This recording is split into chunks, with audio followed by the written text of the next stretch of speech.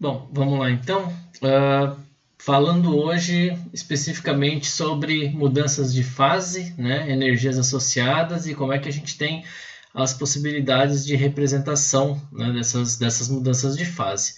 Então, a gente já havia falado, né, que quando a gente fala de mudança de fase, a gente tem as questões do arranjo, né, e esse arranjo tem vários fatores, né, inclusive, como a gente destaca, as forças intermoleculares, né, e esse arranjo está associado a um grau maior ou menor de organização.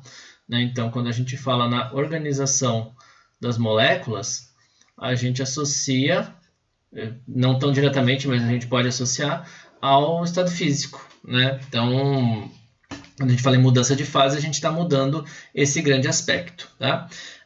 Para falar de mudanças de fase, a gente tem que entender que vários são os processos que permitem que a gente faça as mudanças, né? Do estado sólido para a fase líquida, para a fase gasosa, e possa fazer esses processos inversos ou até diretamente. Tá? O que é predominante, né, nesses aspectos? A variação de energia do sistema. Tá? Então, quando a gente fala em variação de energia, eu estou falando em fornecer ou dissipar calor, né, ou energia, vamos chamar assim de uma forma direta, não necessariamente calor, mas fornecer ou receber, né, no caso, energia desses sistemas para que eles então se organizem ou desorganizem, né, dentro de um arranjo aí associado diretamente às forças intermoleculares. Então, quando a gente fala, por exemplo, na fusão, vamos pegar um exemplo aqui, né, para a gente poder explorar. A fusão é uma transformação da fase sólida para a fase líquida. Tá? Então, observe que esse diagrama mostra para nós um aumento na energia do sistema. Né? Se é um aumento na energia do sistema, significa que esse processo sólido para líquido ocorre devido a um aumento na energia, né, para que essas fases então se transformem, né, de sólido para líquido. Como isso acontece? Né? O que resume isso aqui é essa seta azul, né? Então essa quantidade de energia desse patamar para esse, onde a quantidade de energia necessária, que é essa aqui, é suficiente para causar um aumento na energia cinética, ou seja, na energia do movimento. Né? Lembra que a gente falava lá que o sólido é o maior grau de organização, e aí a gente começa a bagunçar esse sistema, né? A desorganizar. Então, quer dizer, a gente tem que aumentar a energia cinética para que haja uma maior movimentação e essas moléculas não fiquem todas com a interação organizacional das forças intermoleculares. A gente tem agora uma separação, né? E a gente tem, é claro, um aumento da energia em relação ao sólido. Porque quando a gente falar na mudança do estado líquido para o gasoso, por exemplo, a gente tem um processo de aumento também de energia cinética em relação ao líquido. Tá? Então, observem, né, que dependendo aqui, claro, aqui é um exemplo, né, que é só para mostrar a diferenciação das fases, mas a gente pode ter patamares maiores e menores devido, claro, às interações intermoleculares de cada substância. Aqui é um exemplo genérico, né, com valores, é um exemplo geral com valores associados a substâncias, só para ter uma ideia da grandeza. Né? Então, quando a gente fala aqui, por exemplo, do butano, do éter etílico, da água, do mercúrio, dá para observar, né, os patamares, né? Então as ordens de grandeza dos calores, né? Por exemplo, de fusão, que é essa transformação que a gente citou aqui, nesse patamarzinho menor, né, para as substâncias, e aí os patamares aumentando, claro que dá para ver que o arranjo é muito distinto, né? Tem muito a ver aí com as interações que essas substâncias têm entre si, para que haja uma necessidade maior ou menor de energia, para que elas então se desorganizem, ou no processo inverso, né, que esse calor seja liberado para que elas se organizem novamente, né, que seriam as representações aqui nas setas vermelhas, porque daí ocorre o quê? Uma diminuição dessa energia cinética. Então as moléculas vão se reorganizando e as forças intermoleculares vão sendo mais proeminentes para se entender como é que essa organização acontece. Tá? Quando a gente fala de um processo, por exemplo, um processo de aquecimento, a gente pode representar uma curva de aquecimento, né?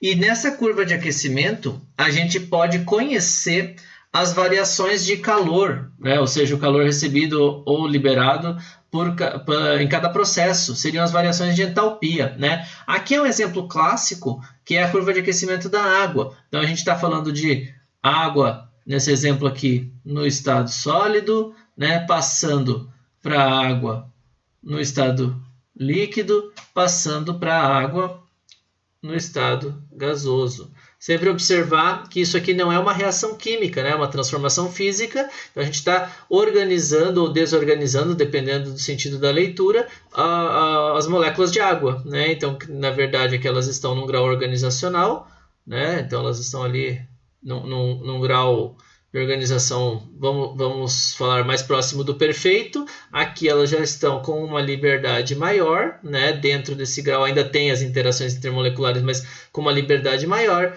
E aqui elas estão no maior afastamento possível, com as forças intermoleculares pouco evidentes, tá?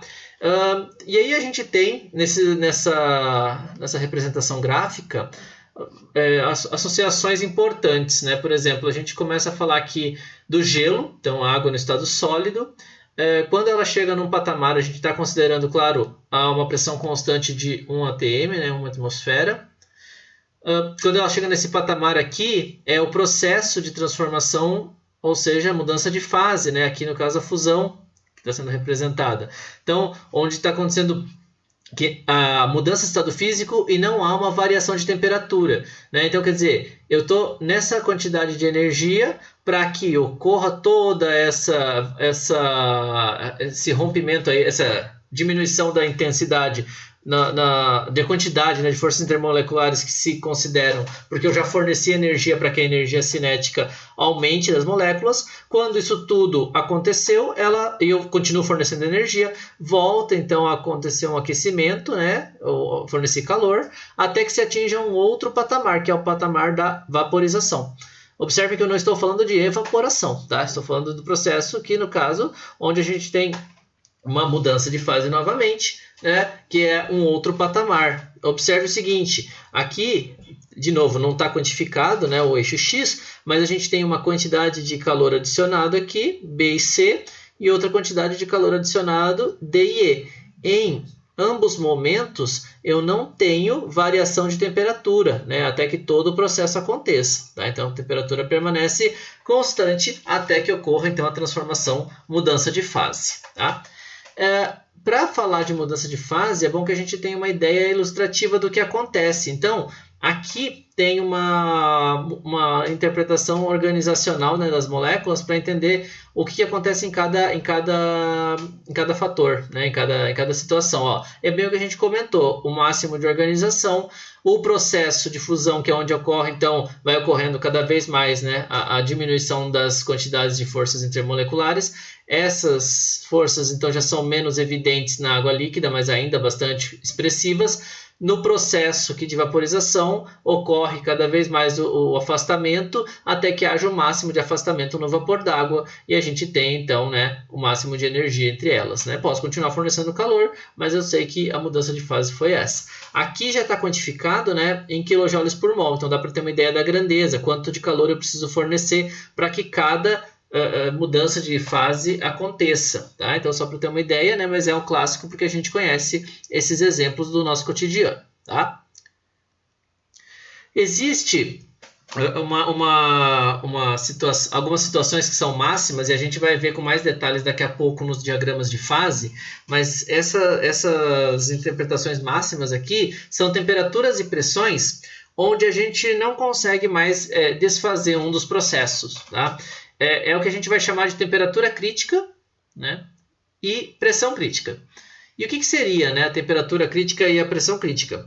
Quando a gente fala, por exemplo, de uma forma, um arranjo, né, de fase, onde a gente tem a transformação, por exemplo, de líquido para gasoso, quando eu diminuo a temperatura, eu obviamente consigo passar de gasoso para líquido. Mas isso não é tão direto para todas as substâncias. Existe uma temperatura onde essa forma gasosa ela não pode mais ser liquefeita, né? Por maior que a pressão, pressão, né, que eu possa exercer no meu sistema.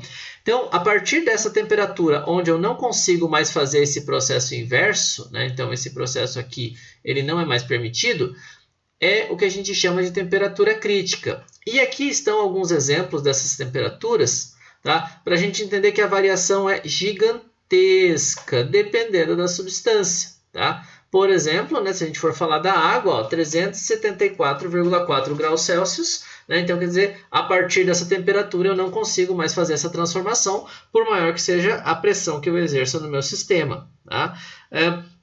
E isso geralmente está associado, né, às forças intermoleculares, porque abaixo dessa temperatura crítica, essas forças intermoleculares elas são fortes o suficiente, elas permitem que as moléculas permaneçam unidas.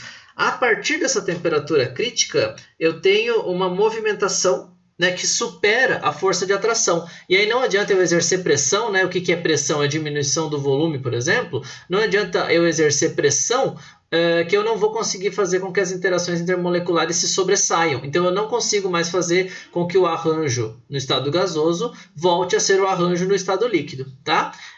Percebam, né? Eu mostrei aqui o exemplo da água, mas se a gente for falar, por exemplo, do metano, é uma temperatura totalmente distinta, né? Então, cada arranjo molecular, cada propriedade, força intermolecular, vai nos dar um valor associado, tá?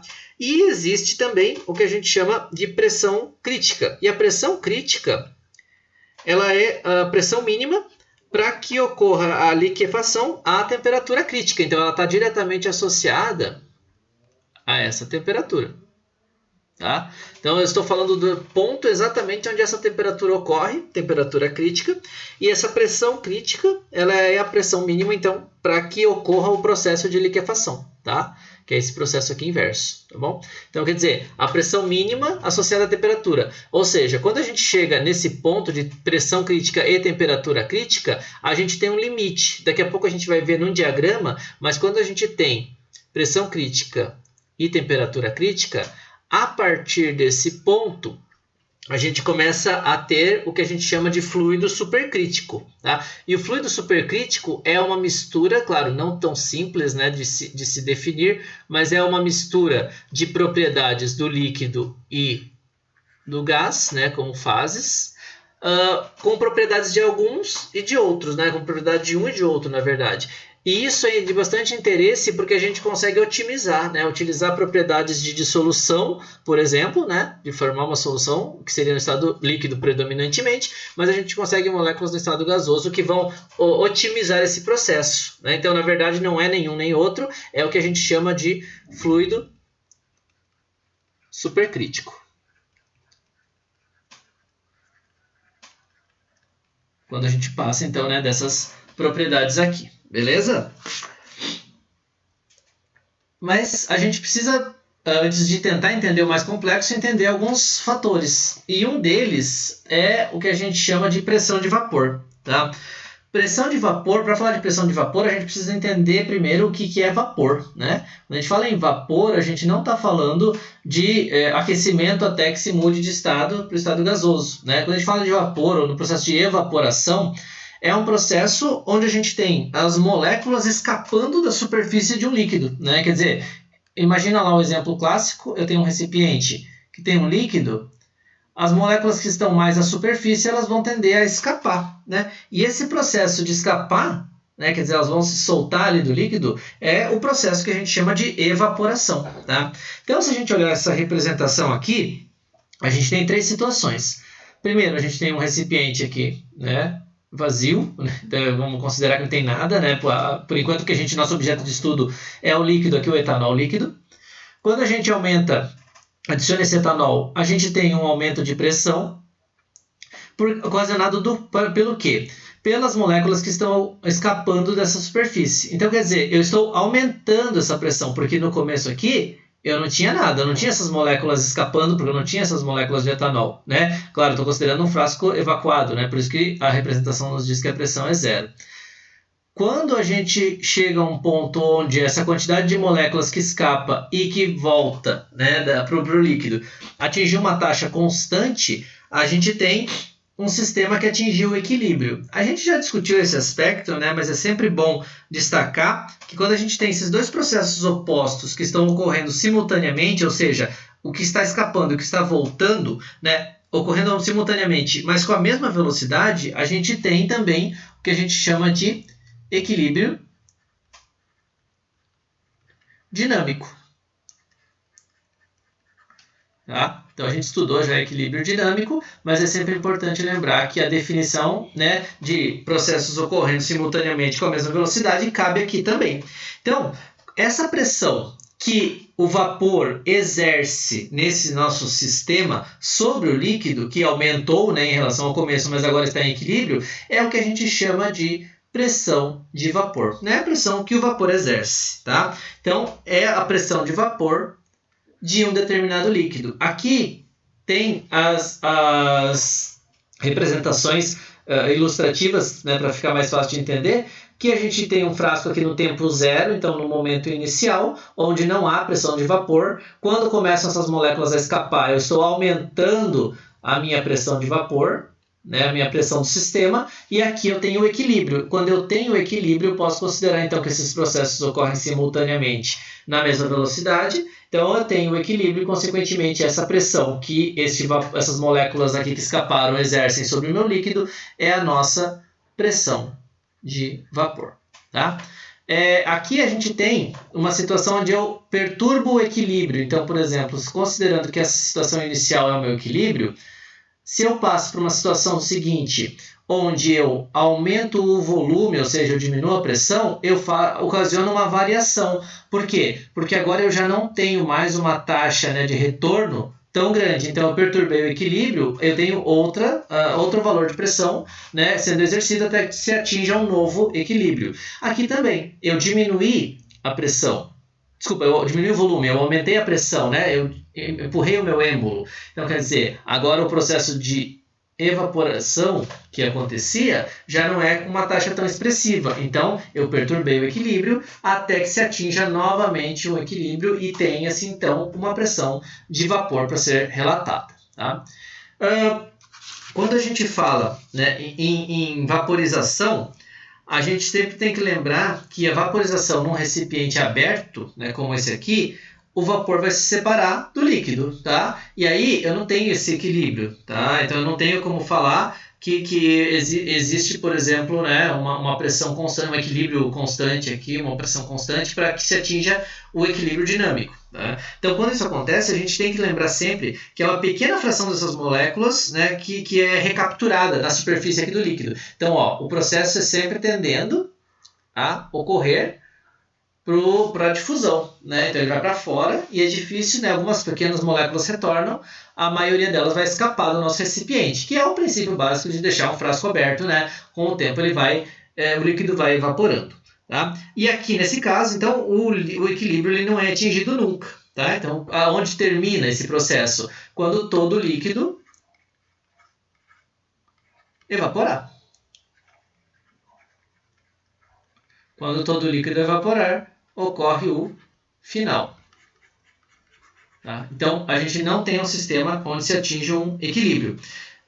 Quando a gente relaciona isso, a gente tem que sempre lembrar que a gente tem, para cada substância, uma característica de organização decorrente das forças intermoleculares. E essas características decorrentes das forças intermoleculares fazem com que as substâncias com maior pressão de vapor evaporem mais rapidamente. E a gente chama essas substâncias de substâncias voláteis. Tá? Então, as substâncias voláteis são aquelas que evaporam com maior rapidez. Tá?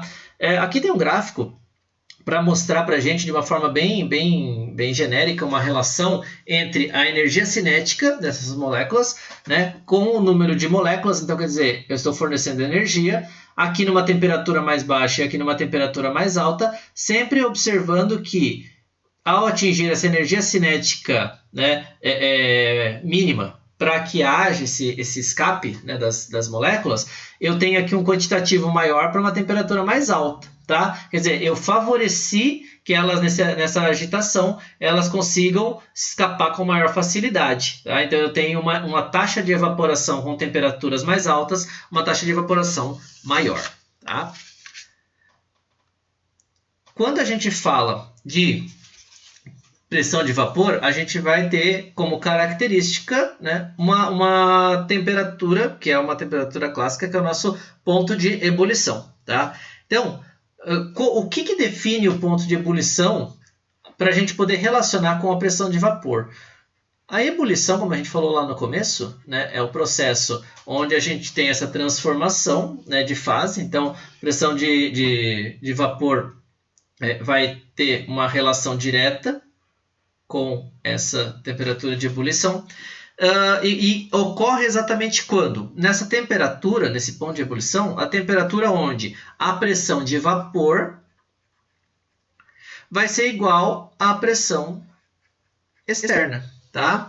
Que pressão externa é essa? A pressão que vai agir sobre o meu líquido. Tá? Então, quando eu conseguir igualar, né, quer dizer que eu tenho, então, esse momento onde a temperatura dessa situação é que eu faço a transformação de fases. Então, eu mudei agora na ebulição o líquido, só para a gente recordar, para o gás. Então, estado líquido para o estado gasoso. Tá? Aqui tem algumas curvas, só para a gente entender que a 760 Torricelli, uma atmosfera, né, que é o que a gente chama de ponto de ebulição normal, né, então é essa temperatura, essa terminologia. Para algumas substâncias, por exemplo, um éter, né, um clássico éter dietílico, a temperatura é muito menor do que a temperatura da água.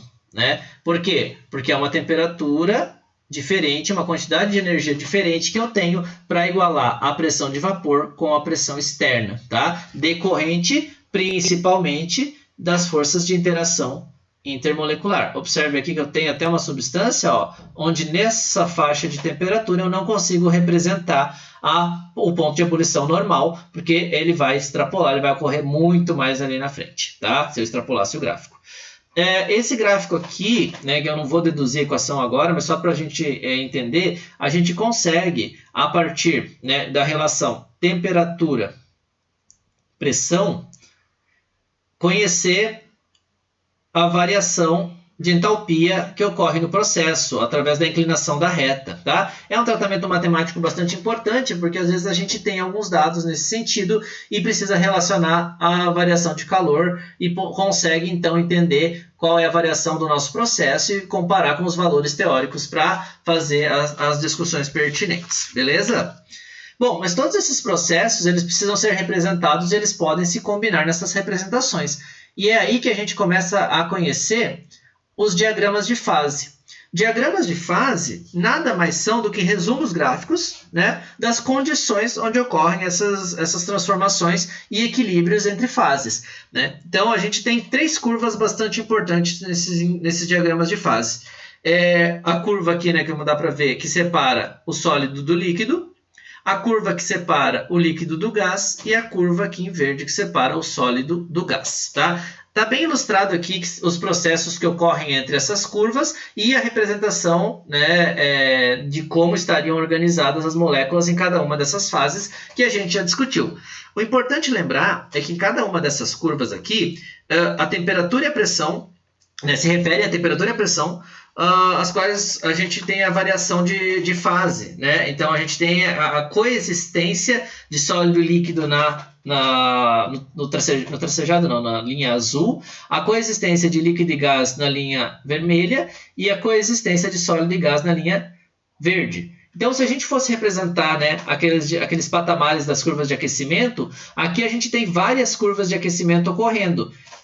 Então, a gente tem variações de temperatura em várias pressões. Tá? Então, a gente consegue compreender, né, cada processo de forma bastante genérica. Claro, não tão genérica assim, porque a gente consegue trabalhar com esses dados em forma de valores. Por exemplo, vamos imaginar um diagrama de fase aqui, né, onde a gente tem esse perfil, tá? E, de novo, né, as três linhas importantes que mostram as transformações de fases, sólido, gás, sólido, líquido e líquido e gás. E a gente quer tentar entender, por exemplo, o que acontece na pressão de um ATM quando a gente aumenta a temperatura. Então, é esse processo A aqui. Ó, eu estou aumentando a temperatura e quando eu chego nesta temperatura... Vamos lá. Quando eu chego nessa temperatura aqui, eu tenho a mudança porque eu estou passando pela curva de fusão. Olha lá, sólido para líquido. Então, nesse ponto aqui, nesta temperatura, seja ela qual for, eu tenho a coexistência dessas fases. Se eu continuo aumentando a temperatura, vai chegar esta temperatura aqui, onde eu também tenho a coexistência agora de fase líquida para fase gasosa, porque eu passei pela curva de vaporização. Só que eu posso também fazer alterações no processo. Por exemplo, eu posso imaginar que eu estou aquecendo o meu sistema e cheguei aqui, por exemplo, em 25 graus Celsius e resolvi diminuir a pressão. Então, olha só, eu vou diminuir a pressão até, por exemplo, 0,006 atmosferas. Quando eu faço esse processo de diminuição de pressão, em um determinado momento, eu passo aqui pela linha que tem a coexistência de fase líquida gasosa. Consequentemente, eu fiz essa transformação da fase líquida para a fase gasosa, só que agora não com o aumento da temperatura, mas sim com a diminuição da pressão. Tá? Então, eu posso entender as transformações com variações que não precisam ser necessariamente de um caminho linear. Eu posso seguir vários caminhos que otimizem meu processo, que otimizem energeticamente, ou até que eu tenha condições possíveis de fazer uma transformação que não são viáveis em outras. Por exemplo, eu posso não ter como aquecer um sistema até essa linha, mas eu posso ter como diminuir essa pressão. Então, eu tenho que entender essas transformações, né, fazendo os caminhos necessários. Aqui só faltou a gente destacar alguns pontos importantes. Por exemplo, né, olha como a gente já tinha falado ali, o fluido supercrítico, né, que existe depois do ponto crítico, que é a combinação da pressão crítica com a temperatura crítica, que a gente já definiu.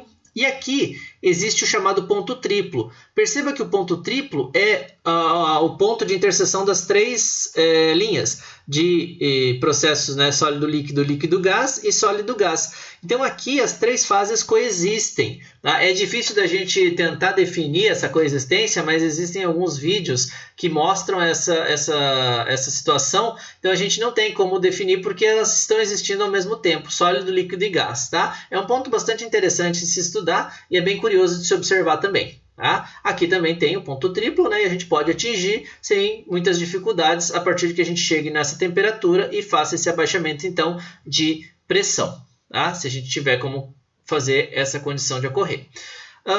Importante observar que os diagramas de fase, apesar de serem genericamente representados daquela forma, são, claro, característicos para cada substância. Por exemplo, esse aqui é o da água e esse é o do CO2. Observe que para a água a gente tem um eixo, né, X variando de menos 200 a 600 graus Celsius para entender dentro dessas curvas os processos que acontecem. E para o CO2 a gente tem de menos 200 a 200 graus Celsius um desenho que possa se assemelhar. Né? Observe que algumas transformações que para a água seriam mais simples, né, como fazer essas transformações aqui a uma atmosfera, para o CO2 já não necessariamente, né? Porque aqui, se eu fizer o caminho de uma atmosfera, eu tenho do sólido para o gás diretamente, sem passar pela fase líquida. Eu vou ter a existência da fase líquida quando eu passar da pressão de 5,11 atmosferas, que é aqui do ponto triplo, né? Que começa a existir a curva em azul, que é da transformação sólido-líquido. Tá? Então, enquanto ela não começar a existir, eu não tenho a condição de ter CO2 no estado líquido, diferentemente da água, né? Que eu tenho nos três estados aqui, quando eu faço apenas o aumento da temperatura na pressão de uma atmosfera. Beleza, galera?